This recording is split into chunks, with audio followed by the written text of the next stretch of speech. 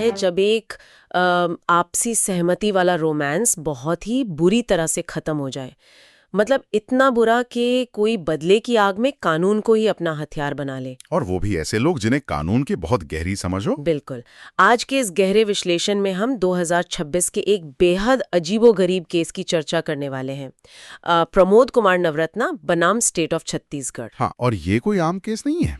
ये एक ऐसी मानवीय और कानूनी उलझन है जो सोचने पर मजबूर कर देती है कि क्या कोई पहले से शादीशुदा इंसान शादी का झांसा देकर रेप करने का आरोप लगा सकता है।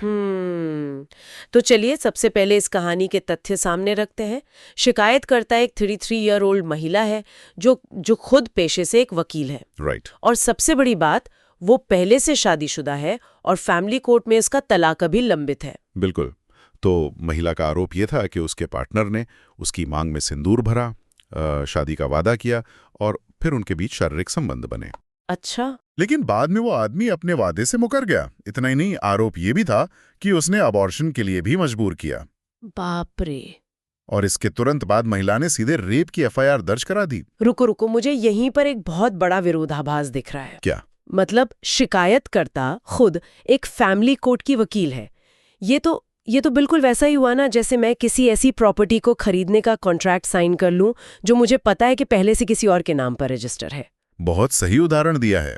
मतलब जब वो महिला खुद कानूनी रूप से शादीशुदा है तो उसके साथ नई शादी का वादा कैसे हो सकता है? यही तो इस केस का सबसे बड़ा पेंच है। देखिए, इसे समझने के लिए हमें आईपीसी की धारा 376 और धारा 90 के पीछे की फिलॉसफी समझनी होगी। धारा 90 मतलब तथ्य की गलत फहमी, राइट? Misconception of fact. एकदम सही। देखिए, कानून कहता है कि सहमति का मतलब सिर्फ हाँ कहना नहीं है।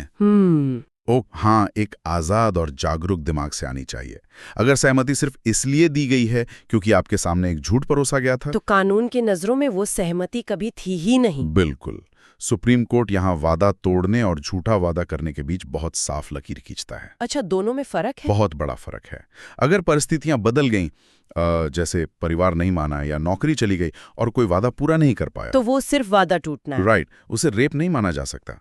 लेकिन अगर पहले दिन से ही शादी का कोई इरादा था ही नहीं और सिर्फ शारीरिक संबंध बनाने के लिए झूठ बोला गया, तो वो धोखा है। राइट, वो धारा 90 के तहत धोखा है, जिससे आपकी सहमति अमान्य हो जाती है। पर एक सेकंड, यहाँ कहानी वाकई बहुत दिलचस्प हो जाती है।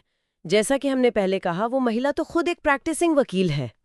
अगर कोई आम इंसान होता तो समझ आता कि उसे कानून नहीं पता, लेकिन एक वकील होने के नाते उसे तो पता ही होगा कि बिना तलाक के दूसरी शादी नहीं हो सकती। बिल्कुल पता होगा। तो फिर वो धारा 90 के तहत धोखे का दावा कैसे कर सकती है? और यही वो सवाल है जिस पर सुप्रीम कोर्ट ने सबसे ज्यादा जोर दिया।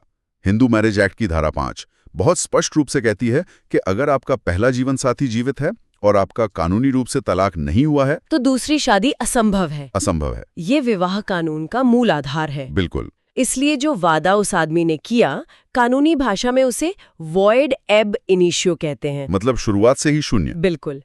ऐसा नहीं है कि ये वादा बाद में जाके अमान्य हुआ। जिस पल ये वादा किया गया था, उसी पल से इसका कोई कानूनी वजूद था ही नहीं। ओह, तो चूंकि वो महिला खुद एक वकील है, अदालत ने माना कि उसे इस कानूनी असंभवता की पूरी जानकारी थी। सही कहा।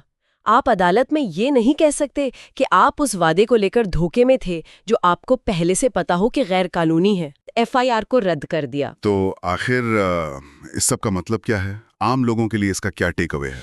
सबसे बड़ा संदेश ये है कि हर टूटा हुआ रिश्ता कोई अपराध नहीं होता। बहुत सही बात है। आपसी सहमति से बने रिश्तों के बिगड़ने पर रेप जैसे संगीन कानूनों का इस्तेमाल करना असली पीड़ितों के लिए बहुत नुकसानदेह है। और कानूनी पेशेवरों के लिए ये बहुत स्पष्ट नज़ीर है कि धारा 90 के तहत गलतफहमी का दावा तब तक नहीं किया जा सकता जब तक कि वो मूल वादा कानूनी रूप से मान्य ना हो। बिल्कुल। ये फैसला अदालतों को उन मुकदमों से बचाता है जो सिर्फ बदले की नीयत से दर्ज किए जाते हैं। तो आज की इस चर्चा से ये साफ है कि आपसी सहमति वाले रिश्तों के बिगड़ने पर कानून का दुरुपयोग रोकना कितना जरूरी है। हाँ, रिश्ते बिगड़ते हैं, पर हर बार अदालतों का दरवाजा खटखटाना सही नहीं है। बिल्कुल। लेकिन चर्चा खत्म करने से पहले श्रोताओं के लिए सोचने वाली एक बात छोड़कर जाते हैं। वो क्या? मान लीजिए अगर इस रिलेशनशिप के शुरू होने के कुछ ही दिनों बाद उस महिला का तलाक अचानक फाइनल हो जाता। दिलचस्प है। तो क्या तब भी उस शुरुआती वादे को कानूनी रूप से अमान्य ही माना जाता या फिर पूरी कहानी पलट जाती? इसी विचार के साथ हम आज की ये चर्चा यहीं खत्म करते हैं।